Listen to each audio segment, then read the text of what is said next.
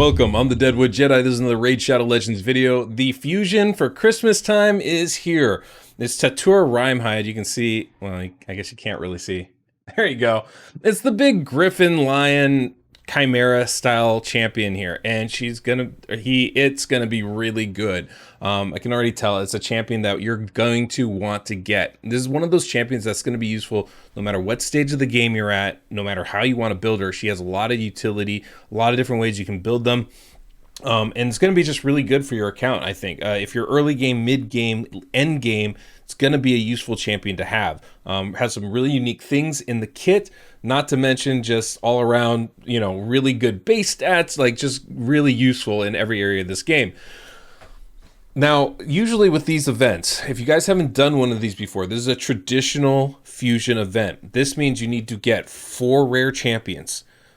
You have to rank them up to 4-star, fully level them, fully ascend them to 4-star, and then you fuse them to get an epic champion, who then you have to level up, rank up, level up again, and fully ascend at 5-star.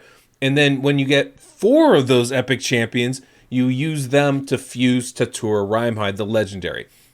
It takes a lot of resources to do this. You're leveling and ranking 16 rare champions, 4 for each epic, plus 4 more epic champions you're leveling, ranking, and ascending as well. So you not only need potions, you're going to need energy, you're going to have to do a lot of farming, you're going to have to do the champion training event, which is always a really big one, and it takes a lot of resources to do that.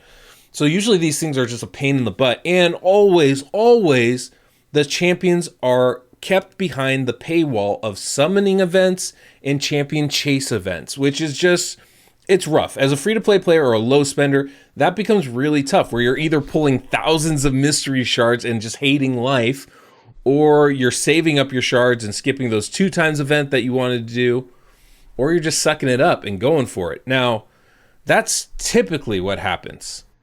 I have to say, I'm looking at the event and I am kind of shocked, because for the first time in my memory, you actually don't have to summon any shards to pull these champions. Unless I'm mistaken, but I don't think I am. I'm pretty sure you don't have to. So to give you an idea, right? We have Tatura Rimehide. Let me minimize myself. Now I'm ready. Okay, so just going through it real quick. We have Tatura Rimehide. That's the champion that we're trying to get. Then you have Umitogi, Masamoto, Visionary, and Broodlord as the epic champions. So you have to get all 4 of them, level them, rank them, level them again, and ascend them in order to fuse Tatura. And each of these champions need the same 4 rares. This is really important to how this works. Itinerant, Castigator, Misericord, and Ordinator. You have to get all 4 of them for each epic. You have to level them, rank them, level them, and ascend them. And then you can fuse them to get one of the epics, who then you have to do all the same with and fuse. The cool thing is, there's a couple cool things about this. One, you can get Masamoto and Visionary from 2 special events, right? So you can get them directly. You don't have to necessarily fuse those 2. The 2 events are a champion training event and a summon rush. Okay, this is pretty typical. Those are usually the 2 big ones. They're really hard to get, and that's usually where you end up getting your, those extra epic champions. Here's the interesting thing, though. If you go through the schedule, you can see that for Itinerant, we don't need any summoning events, no champion chase events to get. Spider Tournament, Artifact Enhancement, Dungeon Diver, Classic Arena, all that stuff is very doable. Castigator, Ice Golem, Champion Chase, Artifact Enhancement, Champion Training. Again, we have one thing, the Champion Chase Tournament. That's the one where you're gonna have to spend some money or use some resources to get it, because you need to spend the gems, or you got to get the champion somehow. So if you saved up, let's say, a bunch of fusion champions, right? I've done that actually, or like a lot of Doom Tower champions. You can, I think that's the one where it's a champion chase. So every champion you get goes towards filling that. The difference between that and the Summon Rush, which is what Misericord needs, the Summon Rush, the Dragon Tournament, Champion Training, and the Dungeon Diver. The Summon Rush is the shards that you open, right? So for every shard you open, you get points. So if you open Sacred, you get so many. If you open Void, you get so many. You open Ancients, you get so many. Mysteries, you get 1. So you have to open a lot of those if you want to get it.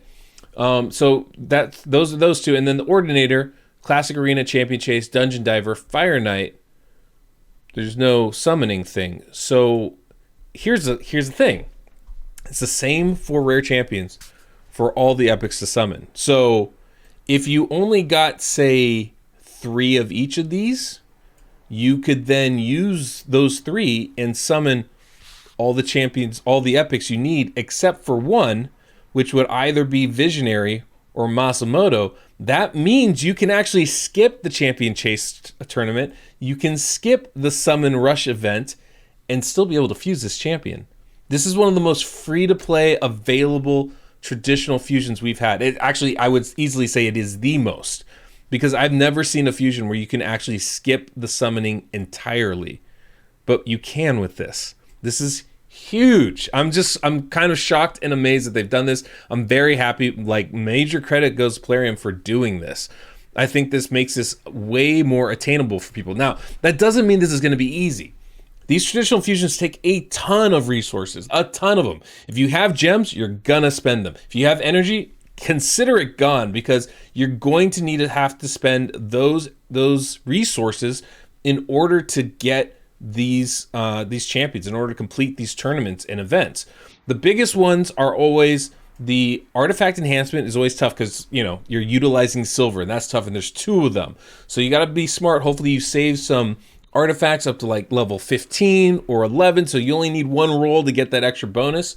The other one is going to be the champion training. That's always really tough because you're leveling champions. Now, I always like to utilize the champions that I'm pulling from this to help me go through that, but inevitably I need to rank up other champions that I just haven't ranked up to this point. So those chickens that you've been holding on to, even the, you know, all that stuff you're gonna have to hold on to. On top of that, you still need a ton of potions, because you have to be able to ascend all of these champions. And that can be really costly too. So I remember when I was first starting, it was very difficult to do these things, and I often skipped them. This is one of those ones where you really don't want to. I remember skipping the Torment fusion, and I've regretted it ever since. I highly encourage you guys, if you can, to go ahead and do this, because there's not going to be one of these that's more attainable than this one right here.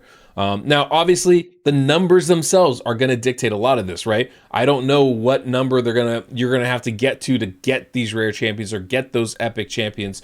So that's definitely something you're going to want to keep in mind. But man, I feel like this is a very, very attainable thing.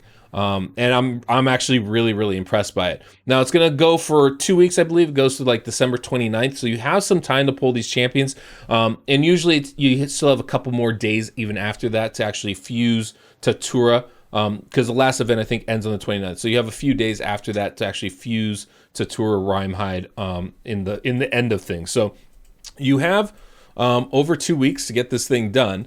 And it does go through the holidays, so that's always a pain in the butt, right? It's never works perfectly here. Gosh, if things would stop popping up. So yeah, we've got basically 15 days or so, 16 days or something like that. Basically by the new year, I think you're going to have to fuse this champion. But really nice. Now I've looked at the champions. I haven't tested them very much on the test server yet. What I do know, the rares look okay. Nothing really to go crazy over. The epics, kind of the same thing. There's one that really intrigues me. This Visionary, I think, is actually kind of a really cool champion and might be worth getting a second one of. I think that's actually kind of a neat little champion to get a bonus one of. Umatogi's also an interesting champion. Unfortunately, we don't have the opportunity to get a second of her, and I think she doesn't, hold a candle to what Tatura Rimehide is going to be able to do for us, because Tatura is really designed for all areas of this game. It's crazy. Not only does she have this crazy passive that places freeze when she gets hit, which is going to be great for Arena, it's going to be great for Doom Tower. You have a passive control factor here. It's kind of like having a Torment on your team, or who's another champion that's like that? I guess Torment's really probably the best example of that. But getting that freeze is really nice, especially when you don't really have to do anything. You just take it, and it's going to be more likely to proc because she has this perfect veil. Much like Duchess, she places on everybody else and not herself. Comes with the shield, so she protects herself, protects her allies, and then every time she gets hit, that freeze is going out, or at least there's a chance for it. She also has block debuffs, increased defense for everybody on a 3-turn cooldown when booked, which is going to be good for everywhere. If you're talking clan boss, well, you have another option instead of a Brogni. And this one brings an increased defense buff along with it, which can be really useful. So really, really good champion here. Also decreased accuracy on the A1 that books up to 100%. That's really nice too. I mean, we're talking about Doom Tower bosses. We're talking about Doom Tower waves. When we're talking about Hydra, decreased accuracy is really, really helpful. Even things like Bommel, right? I mean, going to be wonderful for that. So definitely somebody I would be looking forward to getting. And even the aura is not bad. It's Doom Tower aura, it's nothing crazy. But also, Tatura has really good base stats, like really good base stats, which is unusual for a champion like this. If I can find her, I gotta remember where she is actually. Skinwalkers, is that right? Nope. Okay, we can do. No, it's definitely not Ogren. I'm being dumb here. How am I not finding Tatura? How do I not know where Tatura is? There we go. Under the high elves, Tatura has 1400 defense, which is really high. 20,000 HP is extremely high, and 102 speed, which is a nice solid number there. Really good base stats. Even for a legendary, those are really good. So definitely going to be easier to build up as a more tanky defensive type of champion, which is good. Also, defense is the skill, so that the damage skill that only helps us, right?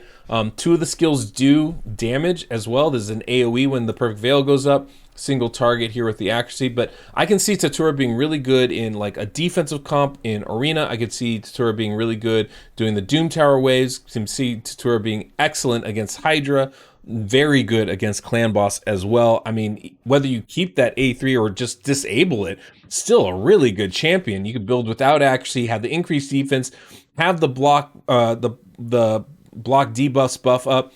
Just those two things alone, and with the stats you have, that's enough. I mean, that's basically why we bring in a champion like Sepulchre Sentinel on a 3-turn cooldown. Makes tuning a lot easier. Gonna be a good champion for you guys, for sure. Now, I haven't fully tested it. I don't have a video out yet, but I know a lot of other content creators do. Definitely encourage you to go watch those. And when I get one together, I'll definitely show you guys that. Definitely will be showing Tatura in Clan Boss in the coming week. But man, I am just so blown away that they made this fusion so much more attainable for us.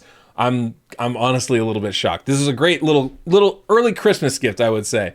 I mean, we still have to spend our resources, right? It's not free, but this makes it a lot more attainable for people to get this done. So that's really good. Hopefully you guys are excited about this. I think this is going to be a really good fusion. Even if you don't care about Hydra, this is going to be a fun champion to use. I definitely think you guys are going to enjoy that. So hopefully you guys will, get at it and, it'll go smoothly for you. Hopefully you'll have wonderful holidays. I'll be talking to you before then, but just in the meantime, I do want to wish you guys a happy holidays.